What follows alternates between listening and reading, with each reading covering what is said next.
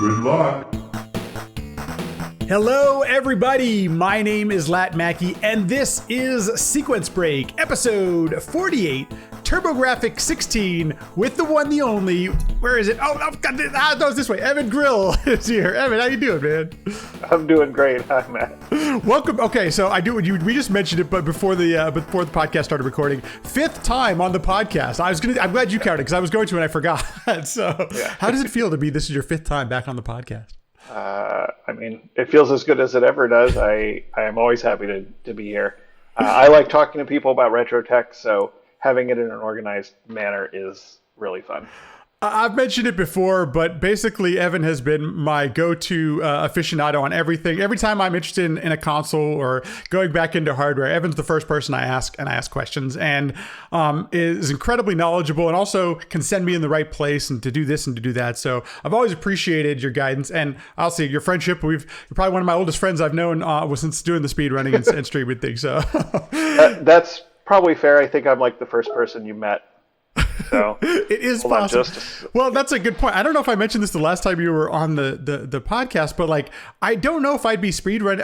I wouldn't be involved in Games Done Quick at all if it wasn't for you, for sure. Like, you were the one who suggested, hey, submit to Games Done Quick. Bong might have a chance of getting in. I'm like, you're crazy. There's no way is that going to happen. So it's perfectly timed that today we'll be talking about the TurboGrafx 16. And I do want to mention that one of the reasons why that I'd like to do an episode like this. I would say once a week, I talk with somebody asking, hey, how do I get into this? What is this? This is such a great console. There are so many games. And so the idea for this episode is to maybe put together a bunch of information in one place that may help you on your journey. It may not, but at least it's a place where if you're interested at all in the TurboGrafx 16, here's a place where you can find some info and also meet some people who are just as passionate about us as you might be. So that being said, why don't we start with this? Evan, why don't you tell me a little bit about your history with the TurboGrafx 16? Did you have it as a kid, childhood, anything like that, growing up with the console? Oh, first I gotta have my disclaimer here. I'm sorry, disclaimer. You're right, correct. So if we're going forward in this podcast, the views and opinions expressed on the podcast are not those of Konami Holdings Incorporated or any of its subsidiaries. I have to say that because I actually work for Konami now. Since the last time I appeared on this podcast. I work in their gaming wing, so that's casino gaming. So I don't have anything to do with video games. I can't make them be nice to Hideo Kojima or anything like that. But I do work for Konami now, so it does make a little bit of a difference, I guess. I got a TurboGrafx 16 right around when it launched. I can remember the house we lived in, so that's a time frame that I have. Yeah. It would have been around 89 or 90. And my dad got it for me for Hanukkah one year, and I don't know what made him pick that one, other than it probably seemed like the most advanced one to him. And we were always the people with the advanced technology. Like, I was the first person I knew that had a computer in the house, and I was the first person I knew that had cable modem. Like, I was the first person that had a wired network in their house. So that's really interesting. So there was curiosity about hardware and stuff from very early on. I'm understanding where it's coming from.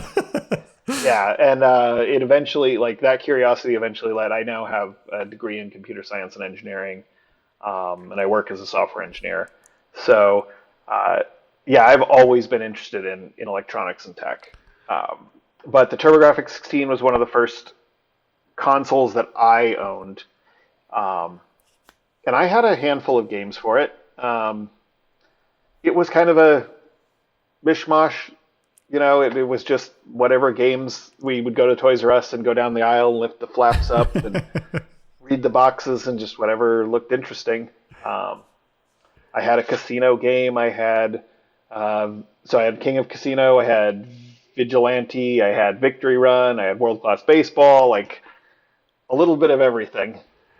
And I think that's a good place to start this, because I think I had a very similar experience that you did, and that I had a TurboGrafx 16 growing up as a kid with my brothers, and we had it alongside our Nintendo. Those were the last consoles we ever had in our house. We had a VIC-20, Nintendo, and then we had TurboGrafx 16. And we were trying to piece together kind of our history of when did we get this console in our house and everything. And what my brothers and I can tell with our little bit of parents' help, because they don't remember a thing, is that we got it towards the end of its lifespan. And I don't know if you remember this, but it got heavily discounted towards its end of its lifespan. So knowing my parents, knowing us, we probably got like that and a bunch of games for like $100, you know?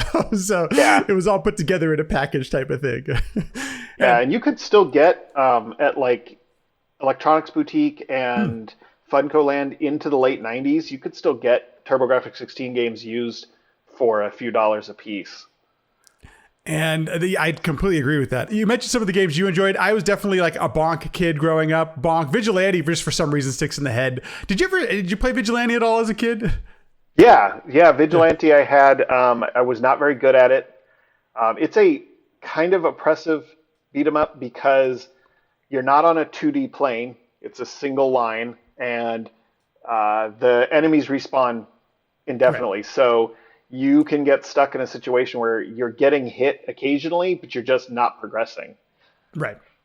And there's some other games, Air Zonk. I mean, there's Splatterhouse is one of the one of the most well-known ones. There's just Castlevania Rondo of Blood. There's just so many good games. I didn't play that one as a kid because it was on the CD and I didn't have the CD unit, but we'll get to all that in just a second. What are some of the things that kind of make the TurboGrafx 16 a unique console in that era, around that time? So it had basically the power of an NES, but they had a higher spec video processing chip. So the video quality was not quite on par with the Genesis, but pretty good for what it was. The games came on I think you have some nearby. I should get one. Keep talking, I'll grab one. They came on what's called a Hue card initially, and it's about like a credit card size game cartridge. And there's Bonk's Revenge. Comes in a little CD jewel case, and then you have the actual Hue card itself. And the whole game is on there. It's a thin little thing. Tiny. Yeah. And it had a lot of weird quirks to it. It only had one controller port by default. It only had RF out on the initial release in Japan and on the release in the United States. It was kind of a weird console all around. It really was. I tried to describe some of the, it's kind of known for the shmups that are on there, but there actually is a really robust library of games. But as Evan mentioned, these credit card size Hue cards are so tiny that I don't know if there's just not, there's no battery backup, so you can't save games to the cartridge or anything like that. So all those kind of, even, Nintendo games had that feature. TurboGrafx 16 and PC Engine games had a different process for doing that. And you needed additional hardware to save a game or to back up, to do something like that. So, and I think that's a really good place to kind of lead into this discussion. I think I first want to hit if somebody wants to get into TurboGrafx 16 gaming, let's start at the very basic emulation. What's a good emulator, or what's a good way to start, if you maybe don't want to spend any money yet on trying out some of the library? So, RetroArch has a really good TurboGrafx core, the Mednafen core, and BizHawk, I think, has actually the same core itself built in. BizHawk is the one that all the testers use because it has all the test tools built into it, but it works great as just a generic emulation program. It supports a decent amount of older consoles. You're not going to do a lot of testing of like PlayStation 2 and that kind of stuff in BizHawk, but right. You definitely could do the older stuff. And then there's, if you want to go a little further, if you can find a TurboGrafx 16 Mini or PC Engine Mini, those have like 50 games on them, and those represent a big portion of the library. not a big portion of the library, I should say, but a big portion of the good games of the library. The thing I appreciated about the Mini, excuse me, was the variety of games that they included on here too. It's not heavy in any one genre of games. There's a real robust library to it. It has both sides represented, the PC Engine and the TurboGrafx 16. So you have the North American and the Japanese releases of a lot of different games. And I think they did a really good job doing that and including all those within the console. So one of the really nice things about the console is a lot of the Japanese games are playable in the US. Right. You know, while the game hue cards themselves are not cross compatible, if you are playing on something that's emulating, or you're playing on like the TurboGrafx 16 Mini, or you have an EverDrive or something like that, which we'll get to, you can play a lot of the Japanese games without having to be able to read Japanese. Right. And that's I completely agree with that. I've had the same experience. Obviously, when you get into some of the adventure games, if you can hear my dog in the background, I have a new dog, and she's letting us know that she's out there. So just wanted, if you hear that in the background, oh, poor thing. She's just walking around. The other thing, if you're playing some of the adventure games, it makes it a little bit challenging. But also, there are some alternatives as well. Virtual Console, the Wii U Virtual Console is still being supported, and there's still a TurboGrafx 16 games available there. Specifically, like some of the more popular games, Bonk, Rondo Blood, Ninja Spirit, some of those games. Yeah, it's not quite as large as the Wii library, where the Wii library had nearly the entire US game selection available on it. Yes, there were a bunch. Yeah.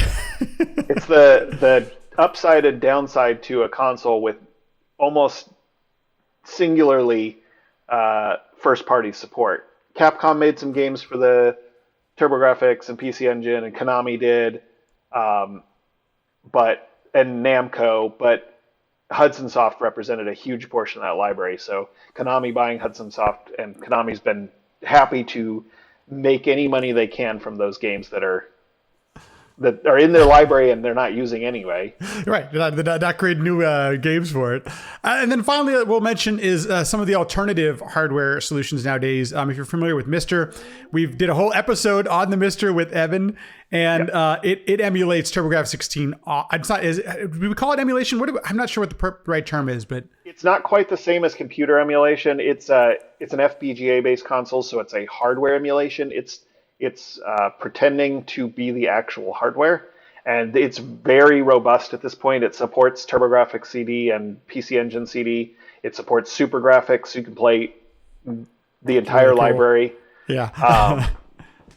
In fact, I think it supports a couple of the games that you might have trouble with on the Super SD System 3, which are the like Sherlock Holmes consulting detective games where there's some FMV in the game. I think on the SSDS3, the audio and video desync.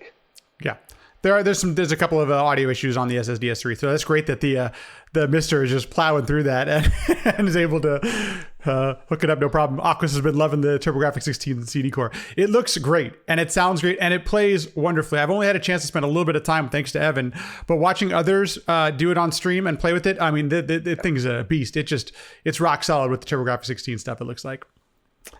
So let's go over a little bit of the differences. So I have here, this is my core graphics, and this is also known as the PC Engine, but this is a revision of the original PC Engine.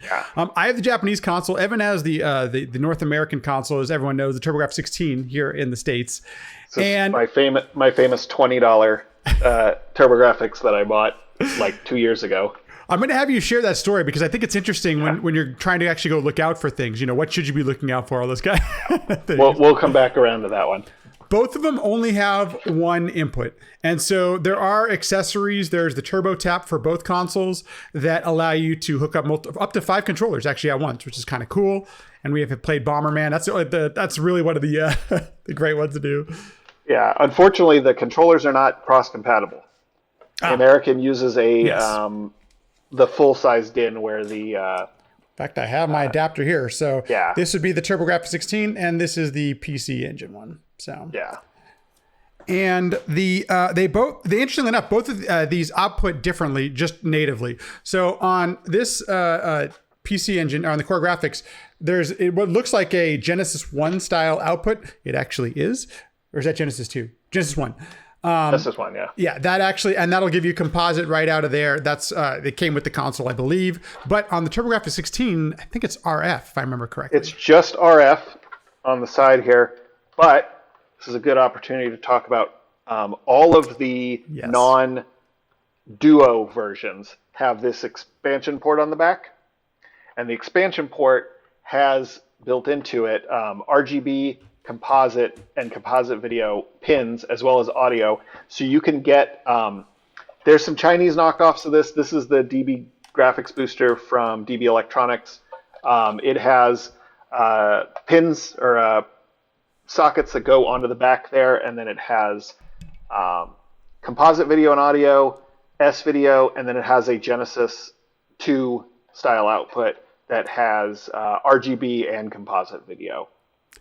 And that is, I have something very similar to that, but it's my preferred method for getting RGB out of the console. So if that's the route you want to go down, HD Retrovision cables work great. The Genesis HD Retrovision cables are awesome. But nowadays there are more options than just that. I mean, there are definitely, that's one, I thought it was the easiest way to get, RGB or something comparable out of the console. Let's see. So let's talk about some of the models. I wish I had a CD unit here to show because I don't, but there is a CD attachment for both the PC Engine and the TurboGrafx 16. It kind of slides onto the back part. Yeah, it would look like this, and we'll talk about this in a second, but it looks, in Japan, actually, they had the interface unit, which they actually sat side by side. So your core graphics fits right next to the CD drive. That in America they couldn't really do that because for some reason they made it this large. There's no extra hardware in here other than it's just spread all out. But in doing that larger, they had to then design a different CD mechanism. I'm probably partial, and I know it's just an aesthetic thing, but I really like the form factor of this console for this generation, Yeah. And I don't know why they went a different route. I'm sure there was some sort of marketing person convinced somebody of something, Yeah. It just occurred to me, we talked about that the TurboGrafx 16 only has RF. If you get an original PC Engine, the white ones, those only have RF also. Oh, I didn't know that. Okay. That was the advancement of the core graphics, was the core graphics added composite video out. But it still has the native RGB support through the expansion port. Yeah, it still has the expansion port out of the back. It just you're not going to get the port on the side to quickly get composite out of it. The question I always it comes up quite often though, is when you go, if you're going to go get a CD unit, if you're going to spend the hundreds of dollars nowadays to go, what is the Duo? What are the Duo consoles compared to the just getting a CD attachment and a TurboGrafx 16? So one of the nice things about the Duos is that you don't actually have to have the system card. So with the CD drive attachment, in order to load from the CD, you needed a Hue card that had some software on it. Now, an EverDrive will act as that. You can load that software up and then load a CD, but you don't need that with the Duo consoles. The Duo consoles will do that automatically. They take a Hue card or a CD. They tend to, in my understanding, be a little bit... The CD drives tend to be a little more reliable because by that point, they were using the same kind of CD drives that like the PlayStation was later. Just a little bit more reliable. They had been through some revisions. They had gone through the process, so they knew how to do it better. Yeah. Go ahead. I was going to ask about region locking, but if you got something else you want to add before we move on. Yeah. So the ROMs themselves are the same format, and for some games they're the same both in Japan and the US. But the data pins in the US are in the opposite order than they are in the Japanese. So you can't use the Hue cards directly. You can get an adapter for it. DB Electronics used to make, I don't know if anyone's producing them now, but it's called the PC Henshin. And it was basically a adapter that you'd plug your card into and then plug in. The EverDrives have a little switch on them, so you just set it to whichever console you're using, TurboGrafx 16 or PC Engine. But otherwise, like the ROMs themselves work. The CD games, as far as I know, are not region locked. That's my understanding as well. So yeah, you can, as long as you have a system card for your region, or you're playing on a Duo, you can play the games from either region. And they're also not, there's no copy protection on the discs themselves. So you can burn the discs if you buy an expensive game and you want to make a backup copy of it, that's something you can do. And that brings up, I think, and I don't know if every console from this generation is experiencing this, but the lasers they burn out. There's only a certain amount of time to use these things, and you might have to repair it yourself or replace the laser. And that's the most common thing I've seen for the CD attachment units. I don't know if you have seen anything. Drive gear. There's a gear that will break. That's pretty common too. A lot of times the lasers won't necessarily burn out. They can. They absolutely can. You can just get to a point where the laser doesn't work. But you may need to have it calibrated. Okay. And that's usually just adjusting a couple of potentiometers. And when you adjust them, it increases the laser's power, decreases the laser's power. But if you get it to the right spot, it should read. The one thing to keep in mind on the Duo units is if you get one and it has not already had the capacitors replaced, that is a must do, and it is a must do soon. The Duo units for both Turbo and PC Engine were produced at the time when capacitors were just bad across the board, and they will leak, and the electrolytes inside of them will eat away at the board. So if it hasn't already been recapped, you want to get that done as soon as you can. Although you're probably at this point, if you're going on eBay, you're probably going to find them where they've already been recapped. I've noticed that more and more commonly when I go on eBay to see. And that leads perfect to the next part here, is talking about some of the mods that you can do. You've recapped mine. Let's start with recapping. Is that something that somebody could pick up or do for themselves, or is that something that they may want to have? There are more and more services and people out there available, but if you follow Voltar at all, you'll notice that you want to do some due diligence when looking for somebody to do some of these things. So maybe walk us through that process a little bit. In general, recapping is not a hard process. But finding there's no licensing for modding. Yeah. Finding a reputable modder is probably your best route. The reason being that they'll just have the tools to remove them cleanly. I have a desoldering gun, which is really nice because I can put it on the pin, pull the trigger, it will melt the solder and suck it right out, and then you just have two holes and you can pull the capacitors right out. So if you have a PC Engine or Core Graphics or TurboGrafx unit, the HuCard only units, recapping is something that you could consider, but it is not a requirement. The capacitors they used in there were pretty decent. The one capacitor, the two capacitors that you do want to replace are on the back side of the board, and those are surface mount capacitors, and those are very hard to work with because they're really tiny. But replacing those will remove what are called jail bars, which are going to be patterns of light and dark bars you see commonly in probably the place you see them in the most is blue backgrounds, but in any solid color on the screen you'll see these bars of alternating lightness and darkness. Yeah, it's one of those things where I didn't notice it first, and then I couldn't not see it once I had discovered the jail bars. Yeah. So and it's the nice thing is that there's a fix. There's a way to get rid of them, as Evan mentioned and has done. And it's not the most overly complicated process. No, and it's not as obvious if you play exclusively on a CRT. Right. It's when you capture it, when you convert it to digital, the digital picks up on that variation really quickly. That's what I discovered it. I was playing on a CRT, and then you can note it once you see it on that. Then you'll see it, but it's not something. You're right. It's not as obvious if you're just on a CRT. Yeah. There I know for the duos. In fact, I see them on eBay still all the time. Actually, with the region mod, so that you can. Is that a switch? I'm not quite sure. I'm not familiar with the region mod, and is that something that just allows you to play both games? Yeah, so it just depends on the console, how you do it, but basically it's just a little chip that if you flip the switch one way, it aligns the data pins one way, and then if you flip it the other way, it aligns them the other way.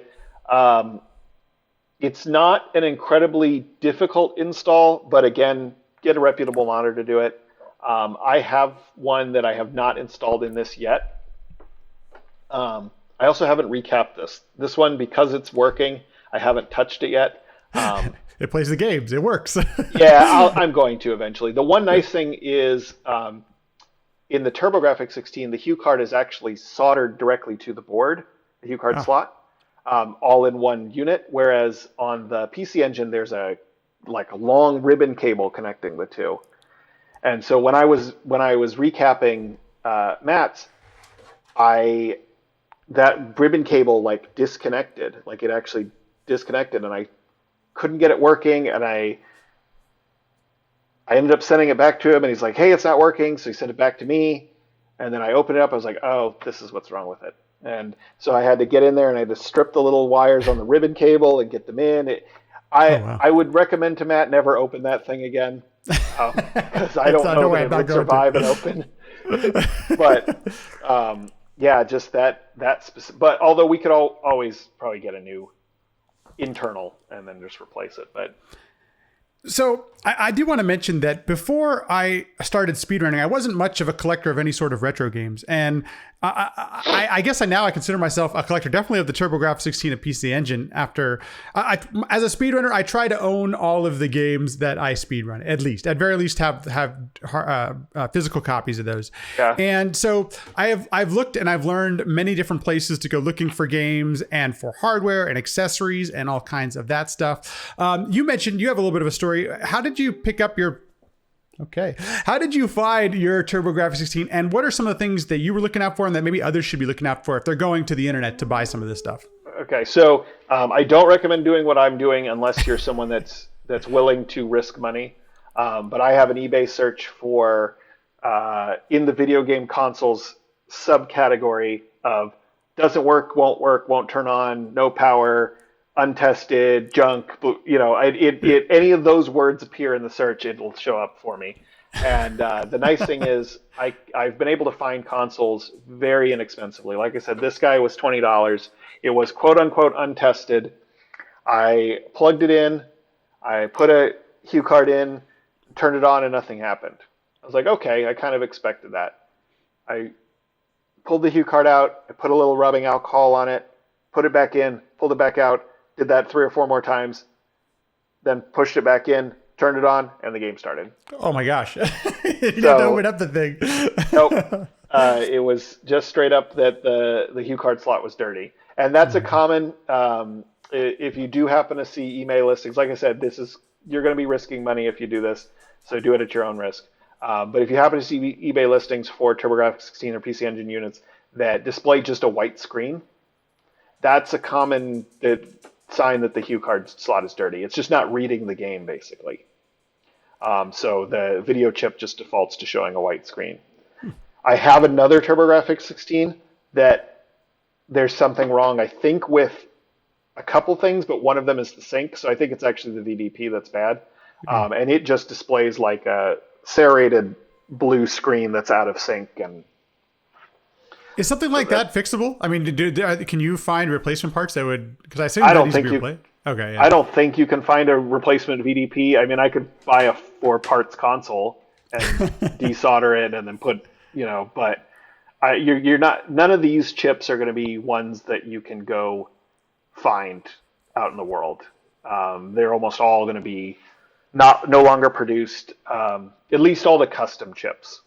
All the LS Logic chips, you can still get those, but you're not going to be able to find the right, the ones that are very like the VDP and the CPU and that stuff, because those were custom designed for this console. That makes sense.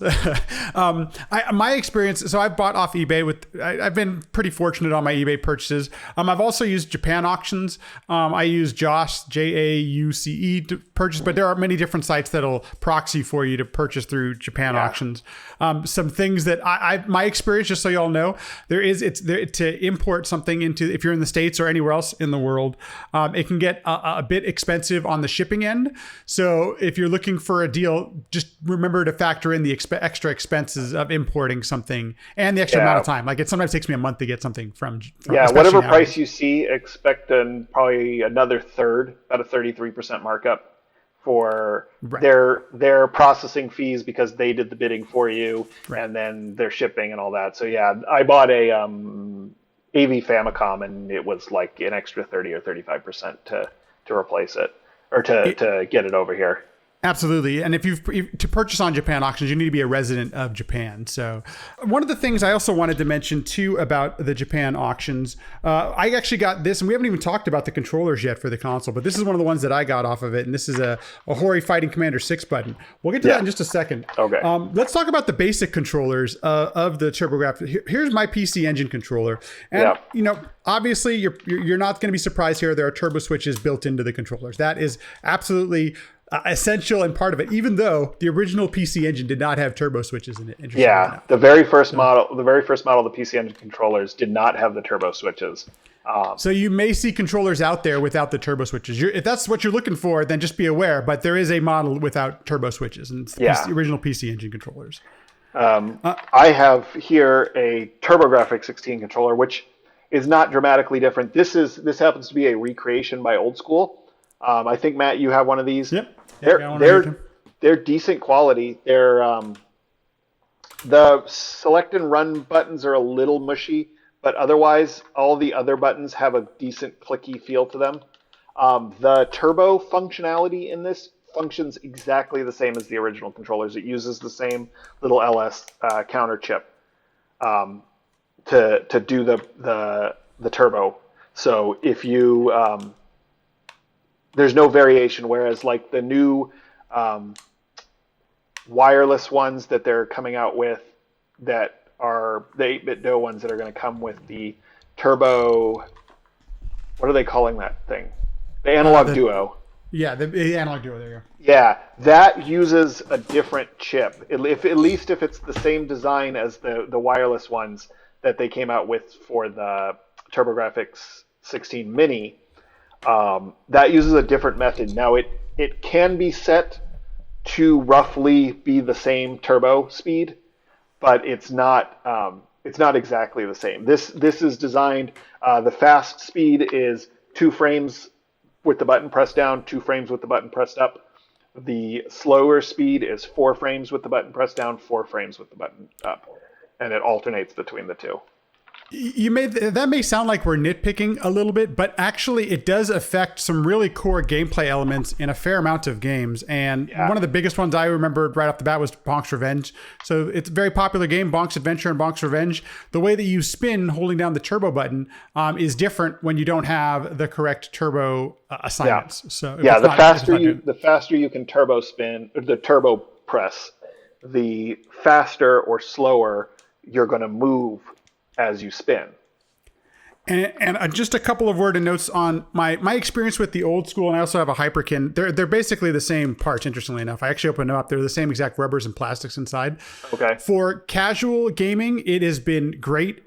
I think you'll really get your money's worth, especially I think what are these, 20 or 30 bucks? They're not crazy expensive.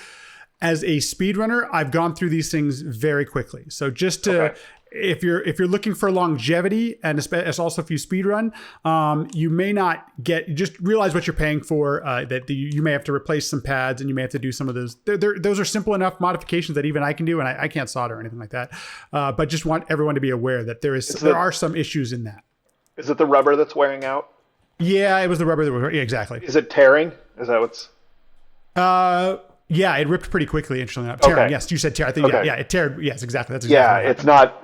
Yeah, because if you get one and the buttons aren't responsive, but they still feel clicky, you can usually open it up and just with a little rubbing alcohol clean the black pad on the bottom side of the rubber, and that will fix it. There are so on the PC Engine side, there is actually dozens and dozens of different types of controllers, and we'll get to some of our communities later where you can come in and see and explore some of these things with people who have these. But this is a 6-button controller for the PC Engine, and it has turbo switches for all 6 buttons. There are a handful of games that actually take advantage of this, and then some of them that will outright just not support it at all. In fact, you'll get some weird, it won't support the extra buttons, don't do anything. But Street Fighter 2 is available for the PC Engine as a Hue card, and it plays great, except it's almost unplayable with 2 buttons. It's really bad. It is an excellent port. One thing I'd like to point out about that, and I don't even know if you know this, Matt, you notice that has a Nintendo-style cross D-pad. Mm-hmm. That was actually patented to Nintendo at the time, but because Hori made controllers for Nintendo, they licensed it. They licensed that patent. And so that D-pad is actually the same D-pad that they use in their Super Nintendo controllers. So that may be worth the price all on its own, is just getting a high quality D-pad.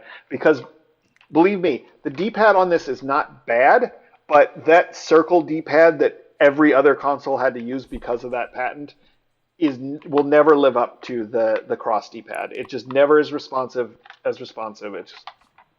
It's definitely my biggest gripe minus the cost to actually collect for this console. It's my biggest gripe is the circle D-pad. It's just it's not nearly as responsive. It's just not the same experience that you get. And that's so interesting because this D-pad feels wonderful.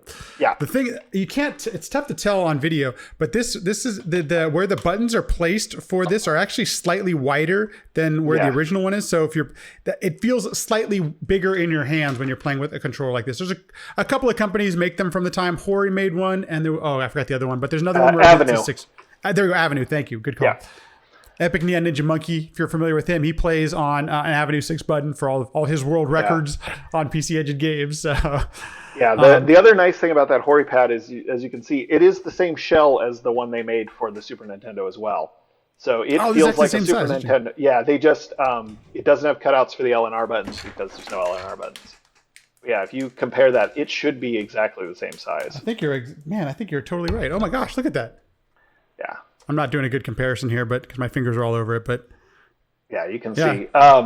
Very cool. Avenue also made a 3-button pad. I have no idea what games support the 3-button. I haven't played one yet. I'm sure there is, but Street Fighter 2 Champion Edition is the only game I know of that supports the 6-button, and I know I think there's other ones out there that do, but I can't think of any. Like I haven't run across them. It's definitely most well known, and I just it's a really, like Evan mentioned, it plays great. It plays just like it would on Super Nintendo or Genesis. It's a really good version of it. So, okay, that's quite a bit of hardware there. There's also some there's like I said, there's actually dozens of controllers available. There's some joysticks, things like that, if that's your cup of tea. Oh, yeah. So there's the what do they call that? The turbo pad. I think you're right. I think it's called the turbo pad. Yeah, which is like a joystick with buttons. And there was a guy that came up to us after SGDQ 2018 and was asking us if we accounted for the difference in the speed of the turbo in the turbo pad versus the controller when we were like allowing turbo switches. Oh, yeah. In my investigation into that, the turbo pad uses the same exact LS chip. There's not actually a difference in the turbo speed. And we've actually done some testing like this with in the TurboGrafx 16 Discord. There's actually been some testing. Hooked it up to an oscilloscope or a logic probe and test, and that's how we figured out that it's a 2 frames on, 2 frames off for the speed mode. Should we talk about some of the other variations of the console itself? Yeah, please. So the most well-known is probably the Turbo Express or the PC Engine GT. I don't have one to show you, but my brother has one. Oh, yeah, no. So it's essentially a full TurboGrafx or a full PC Engine in a portable unit. Right. Which is awesome. Those are really good. They work really well. The downside is that the screens are terrible on them. And the capacitors are known to be iffy on them. But you can get replacement screens and replacement capacitors for them. And the replacement screens are higher quality. They're not the IPS level screens. At least I don't think so, that you can find in the new Game Boy Advance mods. But they're pretty good. And they play the same games. You don't need Yep. an adapter or anything like that. You just take your TurboGrafx 16 game and you pop it right in there. Yeah. What else was there? There was the PC Engine LT, and that was the laptop style with a built-in screen. And you can actually get a modern add-on to the core graphics or TurboGrafx that has a fold-up screen that's very reminiscent of it. But that is only the screen portion. This actually had controls on it too.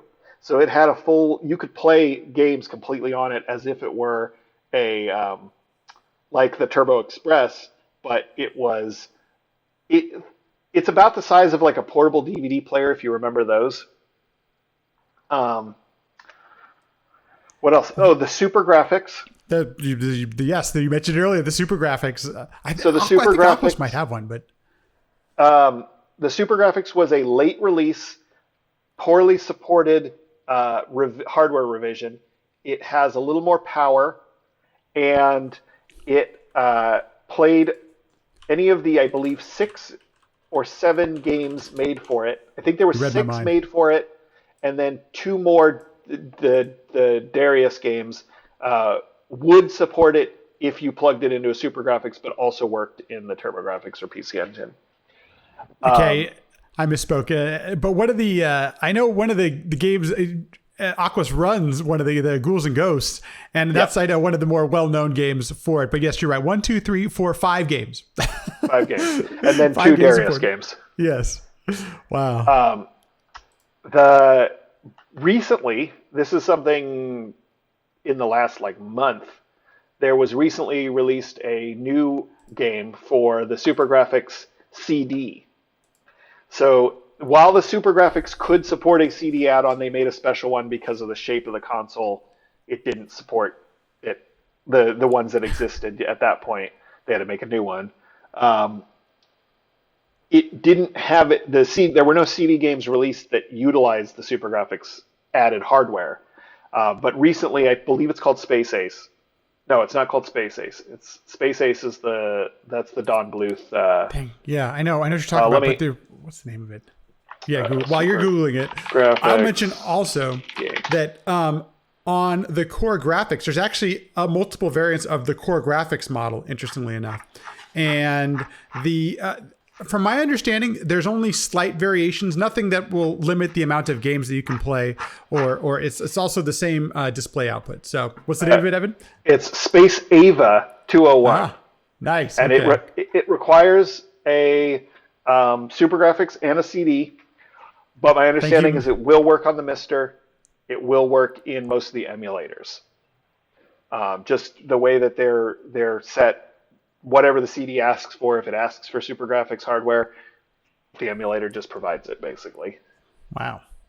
So it's really cool that in 2020 we got a new Super Graphics game that does something no other Super Graphics game does. Yeah, that's I kind of wonder. I wonder if I should actually investigate that. See if there's a team behind it. If it was just somebody just deciding to make this a project or whatever. Yeah. Which kind of leads, I think, to a good way to finish this part of the conversation is that if you're going to go whatever route you'd like to go down, or if you want to go down both, still to this day, the PC Engine side of things, the Japanese side of things, tends to be a little less expensive than the TurboGrafx 16 side of things. But not nearly as much as it used to be. I'm just going to throw it, at least currently here at the end of 2020. And I don't know if you've had that similar experience, but I've noticed still games are just slightly less expensive and hardware slightly less expensive on the PC Engine side. Yeah. So. That gap is shortening though really quick as people have become more aware of the TurboGrafx 16, especially over the last few years, which I like to think is because of our appearances at SGDQ. Yes, that's exactly it. I mean, I definitely get people commenting on it more now than I've ever heard about it, but that gap is shortening. The games, you can still get a lot of the Japanese games, especially any games that are not really possible to play if you're not a Japanese speaker. those games tend to stay low in price because they just don't have that worldwide appeal. But the game, like, if you want a copy of PC Genshin 2, which is Bonk's Revenge, you're not saving that much for the Japanese version where you used to be. I will say that you still can find many PC engines in box, complete in box with the original power supply and everything like that, and that's what I was able to pick up. I was fortunate. I started about 4 years ago, and it was definitely a little less expensive then. But you can still find decent deals if you're looking for it. You got to like Evan mentioned. You got to if you're patient and you look for something, you set a budget for yourself. Typically, you can find something reasonably priced. Unfortunately, all of these they're a lot more expensive than collecting for Nintendo or anything like that. So yeah, I don't think I see. Oh, good. I was going to say that's a really good segue into what I want to talk about next, which is please the EverDrives for the TurboGrafx and PC Engine are $86. That's like 4 games if you're buying, especially if you have a TurboGrafx. If you're buying games, it's going to be like $20 a piece or so, especially if you end up with full in-case, like complete in-box kind of stuff. Those are going to be a lot more expensive. Graphics, just grab one. And you might even be able to find them used because the Super SD System 3 is out now. Some people upgraded, and so you may be able to find these for even cheaper. This one happens to be Matt's that I have a indefinite loan on. I don't use it anymore. Yeah, so a couple years ago, Terra Onion, who has other similar products now, made the Super SD System 3, and that actually plugs into the expansion port. It provides you with the RGB and composite video out, just like the DB Graphics Booster does. But it also emulates the CD system. So you can actually play all of the CD games. A couple of them have issues, like I said before, but it supports most of the library of CD games, and it does it at a speed that's comparable, if not a little bit faster than the original hardware. If you're going to buy this used, I'd caution against it for a pretty big reason. The earliest versions of this had a sound chip issue that I don't exactly remember the ins and outs of, but they did do a revision, and Stone Age Gamer currently sells the revision, the most recent model, which fixed that. So just if you're going down this route, the thing it also does is it acts so. What did I think? I forget what they called it. But you can do save games on this as well. So there isn't any save state support on any of this stuff. So if you're looking for save states, they don't exist on any of these. The console, it's a challenge to create a save state function on hardware. We'll get to that in just a sec. But it does save your game. So if you're playing a game like Newtopia, which is the TurboGrafx 16 version of Zelda, you can save your game, and instead of having to write, it's a 40 character password. It's ridiculous. So that does exist in this thing, as well as, like you mentioned, RGB out and all the CD games, which it's pricey. It retails, I think, still for $300 in the US, but quite often Stone Age Gamer does have sales on this, or if you have points built up on their site, or if you're buying it somewhere else, you can find it sometimes for around $260, $270 if you're patient and you want to wait for a sale. Yeah. It's been great. I really like it. It's what I use all the time. So just want to throw it out there as the endorsement for it. Good. The early revisions had issues both with sound and video. The video wasn't being what do they call it? Amplified correctly, and the sound was off. And then also you would get noise when it was accessing the SD card. Like you would hear a buzzing noise, and that happens quite a bit because it's streaming CD data. It's not copying the whole CD over to like a memory location. It has some other nice functionalities. You can actually set the volume of CD games. So because of the way CD audio was accessed, you do have controls for that. And you can emulate, as Evan mentioned, any of they called them arcade cards, but any of the cards that, depending on what CD version you wanted, if you wanted to emulate a specific CD BIOS version, you can do so with this as well, which is kind of nice depending on what games you're playing. So the arcade card is actually, I don't mean to correct you here, but the arcade card is actually a specific instance of the Super CD-ROM cards, the system cards, they call them. The system cards, so I gotcha. The system cards were the ones for the CDs. The arcade card actually added RAM. Oh, cool. The EverDrive can't act as an arcade card, but it's not required. I don't think any games required the arcade card. They just could take advantage of it. Got it. But the Super SD System 3, I believe, can act as an arcade card as well. It's pricey, but as soon as you start looking at the prices of CD games, you'll once again, if that's not your route, this is definitely, it's nice to have this alternative. Especially playing one of my favorite games right now, which is Rondo of Blood, the Castlevania game. I can't find that for less than $200 right now. So it's at this thing right here, you spend an extra $100 and you've got, the whole library of CD games. I actually want to see. Let's look up some sold listings for Rondo of Blood. I really want to get a copy of Rondo of Blood because I've been speedrunning it, and I know that I have not found it for less than like 180, 190. And yeah, you can get the vinyl album of the soundtrack for like $40-$50, but yeah, $200 seems to be the going price for Rondo of Blood.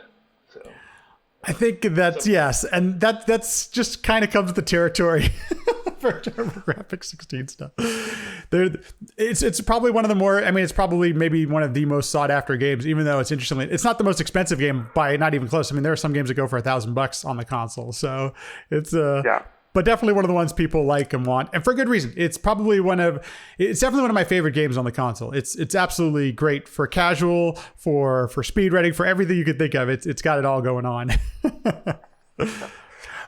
Let's talk a little bit about the communities around the TurboGrafx 16. I know you and I are both part of the TurboGrafx 16 Discord community, but there are other communities out there.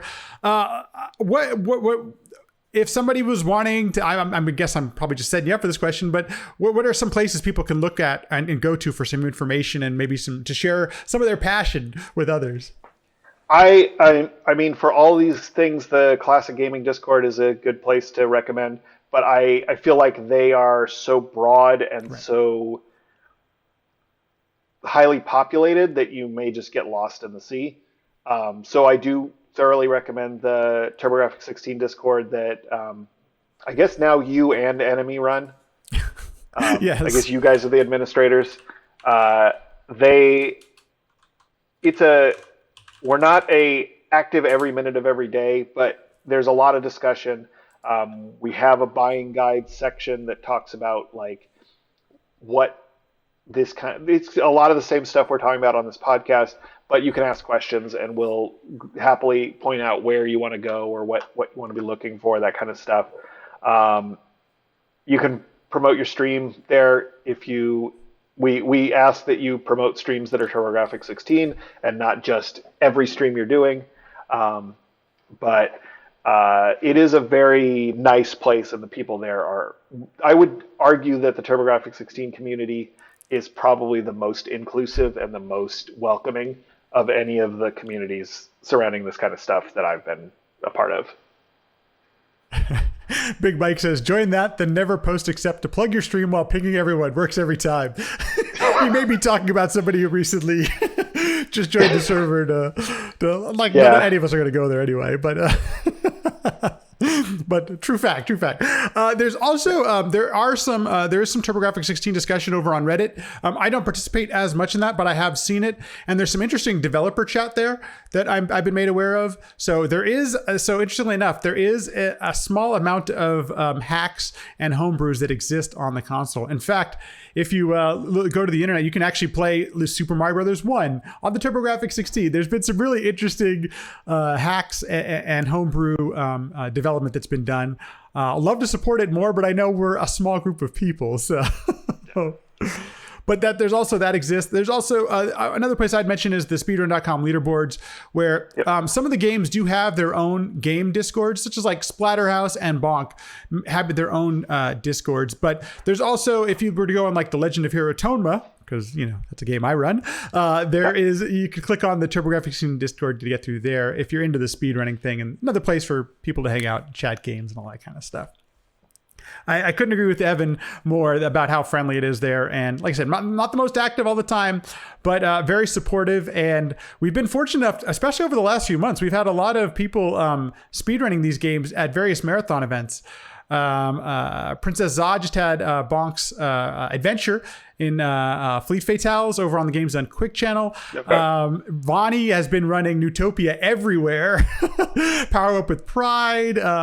He was just on Games Done Quick's channel, and Glitchwitch just last night. Yeah, Calithon, exactly. Yeah. I mean, there are thanks to people playing these games out in public, we have seen a fair amount of public exposure for our little console that we enjoy. Speaking of Calithon, just real quick, I'm going to rage if they decide to do Calithon up north next year. Yes, please do. Oh my gosh! After I moved down here to be for a myriad of reasons, but part of it is that I'm closer to Southern California. For them to then move it back up to the north. Oh yeah, exactly. CVG and Ball Nate, Classic Cheese Viking Games and Ball Nate currently have the Devil Crust Pinball Wars going on, where they're trading.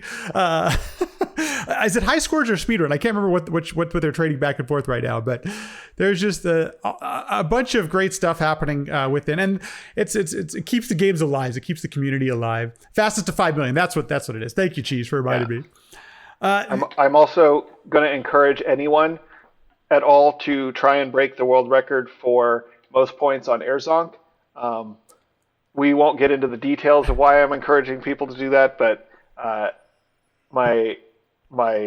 let's just say that I don't have a lot of confidence in Twin Galaxies, and I want people, especially on the Japanese version, to go and break the world record. It is not particularly hard to do.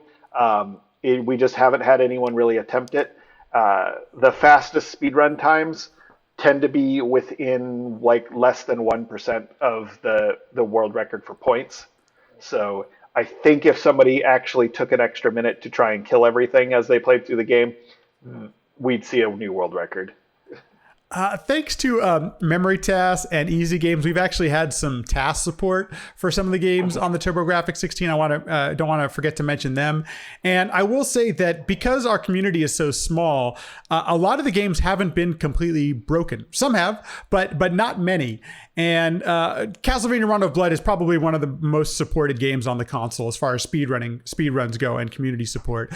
But there's this great library of games as far as platformers, adventure, RPGs. The console has everything. We've talked a fair amount about all of them, but it's not just about shmups. And in fact, if you watch my stream, it's mostly platformers that I play on the console, which is surprising. Now, you don't think of it for this console. So it's depending on what your cup of tea is, there's probably something for you. And if you're all into speedrunning, there is great potential in basically every game that exists out there. Minus, I would say Rondo of Blood might be the most optimized game. But besides that, I would say all the other games still have potential on the table to break. In fact, we just found something new in Bonk's Revenge on a boss strat. So yeah, and I unfortunately, I don't think it'll ever get named after me, but I figured out that in Pac-Land, running with the turbo button on actually is faster. But I think it's going to be called Turbo Running and not Evan Running or something like that. I know, man. Yeah, dang it. Evan, we're one shot at getting something named after you. We Glitchwitch found the wall glitch, which we have named with two eyes in her honor. So in cat's honor. So it's we definitely have the wall glitch where you can glitch through the gate walls in the haunted house. Alec in the chat says it'll always be Evan running to me. There you go. There we go. It was funny because I just figured it out on accident. I was running with the turbo on accidentally when I did I think it was my PB, and then when I came back to try and beat it, I was like, oh man, I have the turbo on. Here, let me turn that off. And I consistently was like 3 seconds shorter on the first split, which is that first trip, and not even first trip, the first round. I was 3 seconds shorter on that first round, and there's nothing to slow you down. It is one continuous run. That should be consistent every single time. And I was 3 seconds short. I was like, what is going on? I also, to your point, I really like pitching TurboGrafx 16 as a good first speed run if you're at all interested in getting into trying speedrunning of a game. Ninja Spirit, which is a game that Bald Nate currently has the world record in and has completely blown the game apart. He does so good on it. But it's a great, I would say 4 to 5 hour challenge to get a sub 10, probably less than 4 or 5 hours. You might be able to get in a couple hours. It's a sub 10 minute run. It's a game that you can get on Virtual Console and other places. And I don't know of it. I think almost all of the leaderboards accept emulated runs. So you can start out with emulator if you're not ready to invest in the hardware or anything like that. Yeah, I think Rondo of Blood might be one that is a little iffy on that. And I'm going to use this platform to try and advocate to them. Please separate the Wii runs from the actual hardware runs. I really don't like that you couldn't go and run that on an emulator and submit a time, and they would accept it. But you can go on the Wii, because the Wii is faster than the actual hardware, and submit a time and be number one on the leaderboard. It doesn't make any sense to me. So if they were to split the two of those, that would probably be a good thing. Although I think at that point, you'd be the only person running it on real hardware. So. Yes, I'm the only one who submitted a time. Even though Scav has a TurboGrafx 16, he played it on Virtual Console because it was faster. Yeah, but I think because there's no incentive. Yeah. Because they've incentivized people to play it on the absolute fastest hardware they can. I think that's actually a good discussion topic, Evan. I'm glad you brought that up, because my opinion of the games that I help moderate and you do on Speedrun.com is that we don't separate them because we have so few runners, and it's not, we're not talking hundredths of a second. It's not like the top of the leaderboard on a Mario Brothers 1 leaderboard. So what's the point? But as to your point, as a game starts to gain more runners, I do think they did separate the PlayStation 4 out because there was some really just game breaking time saves in the PlayStation 4 version. So they did separate that one out. So to your point, perhaps considering separating that out a step further. And then Virtual Console still might be the most popular one. It probably is. It's the most accessible. So, and that can still, that's not a bad point to bring up. They're also, by allowing the Wii version, they're going to start to run into a situation where they're not getting new runners. You're right. Because you can't buy that copy anymore. Right. They're going to get into a situation where nobody can get a copy of it and nobody can be competitive. Right. And so because they're overlapping, they're just only the people that already have it will be able to have competitive times. That's a fair point. I think that's probably perhaps why I got separate. At least the PlayStation 4 actually has seen some new runners recently. Blacktastic Bobby has been running the PS4 version, and same with Agent Wyvern, who's the most recent world record holder in it. Same thing, running it on PlayStation 4. So maybe that becomes the ubiquitous version. I don't know. We'll see where the community goes, but that's a very fair point to bring up. And that's the kind of stuff we can get into if you join the TurboGrafx 16 Discord. Okay, so just to put it out there, I think we've covered quite a bit, and it's really a great console. Obviously, you hear me talk about it a lot on this podcast if you at all listen to it, because it's the one I prefer playing the most. But if you're at all interested in it, there's a way to make it accessible. You can get into it for $0 all the way up to hundreds and thousands of dollars if you want to, and that's kind of where I wanted to go with this. And Evan, I appreciate you walking us through all of this stuff. Is there anything that maybe I'm missing or that we should have included? Because I think we got a lot of it in there. That was pretty good. Not that I can think of offhand. Talked about display output options. It works great through an OSSC or a RetroTink 2X if that's your thing. If you're yeah. So I haven't had any issues with my hardware on that side of things. Let's see. No, I think that's pretty great. We talked about the development. Okay, I think. You have a RetroTink. It works great on the RetroTink, Alex. So, if that's your thing, if you want to go down that route. And it's nice to see that, Evan showed the old school controllers earlier. The old school and Hyperkin, they're still producing these. These are brand new pieces of hardware. And we just, I'd be remiss not to mention Analog, coming out with a console next year, calendar year. We'll see, actually, I know Analog, for all their faults, the console looks pretty cool, but will any of us get a chance to play with it? I don't know. Yeah, I got to play my NT Mini Noir for about a half hour, and it's been gone for 2 weeks now. So. Yes. So maybe we'll follow up with this episode in a year from now if one of us has it or whatnot. So yeah, shout out to I'm definitely considering buying it. We'll have to see how I like Analog in a couple weeks, but Yes, we'll find out. Yeah, but I've definitely been considering. I wanted to buy the Pocket, but by the time I even looked at it, it was gone. I would love to as well, but that's we could do a whole chat just about analog, and I understand it's tough to run a small business, especially in the current climate. I totally get it, but man, they make some stuff that we really want, and that's all we want. We just want to actually get to use it. You feel lucky that you never got one. You probably are, Alec, at this point. And then Big Mike, shout out to the Ninja Spirit Army. First game you speed ran. Look at that. If Big Mike can run Ninja Spirit, anybody. Okay, I'm just kidding, Mike. But Evan, thanks so much for hanging out. Are you going to be doing any stream recently? Is there anything you want to pitch? Where can we find you on the internet? Twitter is probably the best place to find me. Anything that's going on with me, I'll post it on there. It's just at EvanGrill. Easy enough. I've had my Twitter handle for, like 15 years now. Oh man. Okay. Wow. You got it early. Yeah. I was I got like a really early invite to Twitter. And I would say that people just as knowledgeable as Evan exist in the TurboGrafx 16. Like there's a few people actually in Japan who have run to stores to see what the prices are. Like I don't want to say, hey, come in here and bug somebody in Japan, but there's a diverse group of people in there from all over the world. So it's kind of nice we can kind of compare some of these things. Especially those in Japan. So at some point I'll have to hit them up about maybe like doing some sort of shipping for me. Yeah, right. I had a friend that lived in Japan for a short while, and I was like, oh man, like when you get there, like maybe I can send you money and you can buy me stuff. And he was like, oh yeah, sure. And then he got there and just ghosted me. Oh, no. Well, I'm going to put Kat out there for a second. When Kat recently visited Japan, I think it was last year or whatever, she was actually looking at prices and, hey, do you want us to pick up just to compare the price? But one thing we found is that the prices weren't that much different anymore.